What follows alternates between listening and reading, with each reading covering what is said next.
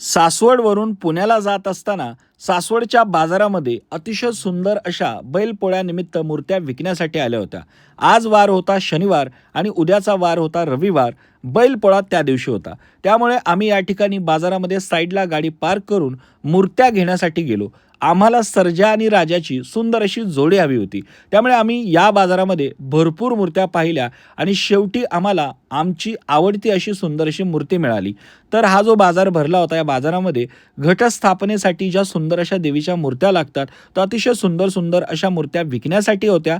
त्याचबरोबर घरामध्ये देवीच्या समोर आपण जो कलश स्थापित करतो, त्या कलशावर जो मुखवटा बसवतो देवीचा, तो अतिशय सुंदर असा मुखवटा या ठिकाणी विकण्यासाठी होता। विविध प्रकारचे मुखवटे विकण्यासाठी होते। त्याचबरोबर मित्रांनो, घटस्थापनेसाठी ज्या काही गोष्टी लागतात त्या छोट्या मोठ्या गोष्टी या ठिकाणाहून आपण खरेदी केल्या। विड्याची पानं खूप फ्रेश होती, ताजी टवटवीत होती। आम्हाला पूजेसाठी ज्या काही छोट्या मोठ्या वस्तू हव्या होत्या त्या वस्तू आम्ही या ठिकाणाहून बाजारातून विकत घेतल्या। आणि मित्रांनो, महाराष्ट्रामध्ये बैलपोळा हा सण गावोगावी अतिशय थाटामाटात साजरा करतात। तर या ठिकाणाहून बऱ्याचशा काही वस्तू आम्हाला मिळाल्या।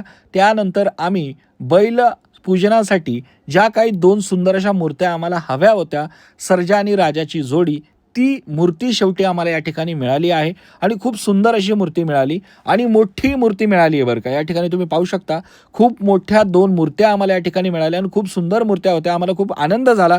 या मूर्त्या घेऊन आम्ही पुण्याला रवाना झालो आणि आमच्या चेहऱ्यावरती समाधान होतं। तर मित्रांनो, आता दुसऱ्या दिवशी बैलपोळा आहे, त्याचं पूजन होईल, त्याचा सुद्धा ब्लॉग आपल्या चॅनलवरती येईल। चॅनलला सबस्क्राईब करून ठेवा, बेल आयकॉनला प्रेस करायला विसरू नका। असा सपोर्ट करत राहा।